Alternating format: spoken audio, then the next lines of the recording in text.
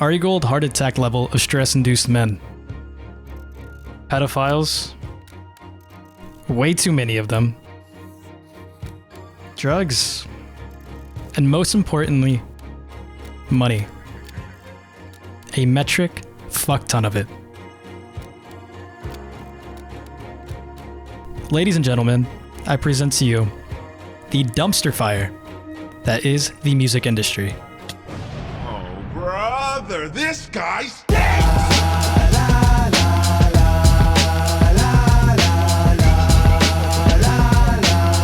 Yeah, check. How are they able to make all that money?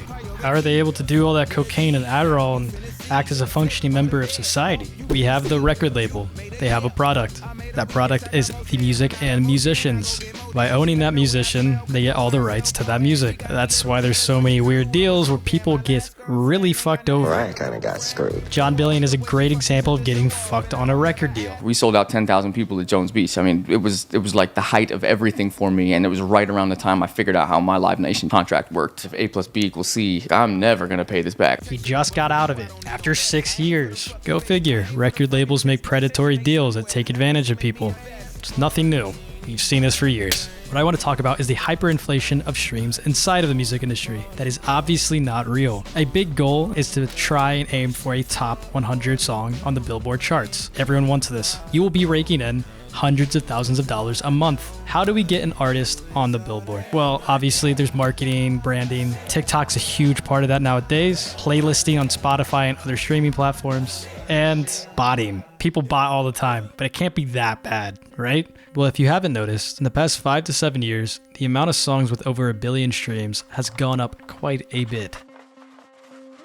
Yes, albeit, the access to and the success of streaming platforms plays a humongous factor into that. They're at an extreme number nowadays, an almost unrealistic number in my eyes, but I digress. The first YouTube video with 1 billion views was Gangnam Style back in 2012. The first song to hit 1 billion streams was One Dance by Drake in 2016. Since then, over 900 songs have hit over 1 billion streams. Big names such as The Weeknd, Post Malone, and Ed Sheeran.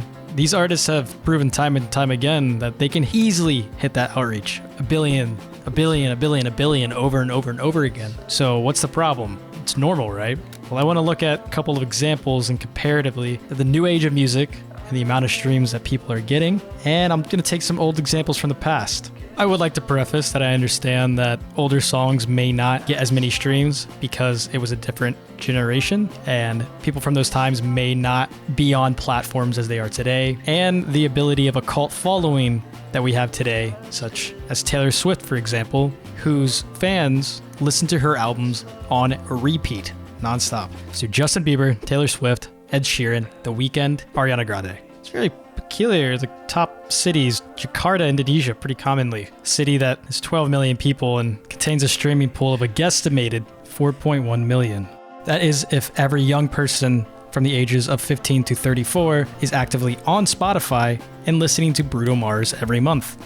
I want to take a single, talking about Tommy Richmond and his exploded song, $1 Million Baby. This song came out on April 26th of 2024. Within 2 weeks, it was on the Billboard charts, a guy that was not large at all previously. Yes, TikTok was a gigantic impact on this guy's career. However, I would like to compare the amount of streams on this song within a year to some of the biggest songs we know today.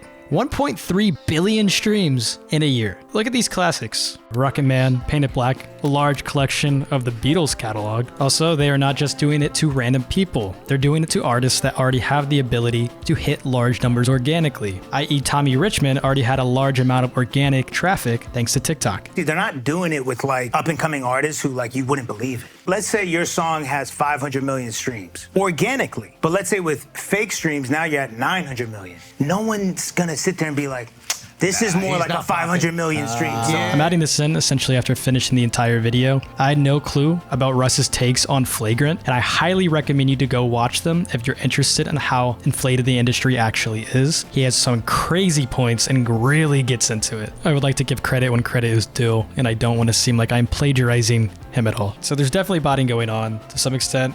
the entire industry, Universal or Sony or whatever music label you want to look at, is putting money into this. I'm assuming that this has to be illegal. You are lying about the amount that your product is making and inflating the value of your business compared to what the numbers actually are. Why does this sound so familiar? Well, it's like tech business, very similar. You can have an idea that doesn't even exist yet and go to investors, you get $1 million funded, and somehow your business's perceived value is at $1 million. It's the same type of thing that these record labels are doing to create perceived value in the public eye. This is hurting smaller artists as well. These bot farms or some companies are creating playlists that will throw random creators into them, which will flag their account for fraudulent plays, which will inherently hurt the ecosystem of small creators and small musicians on the platform. This is bad. Anyway, it's a pretty inflated market in the music industry, already as is, and the difficulty is to make it as a musician. You should still be making art if you can, or if you want to, for that creative ambition, for that drive to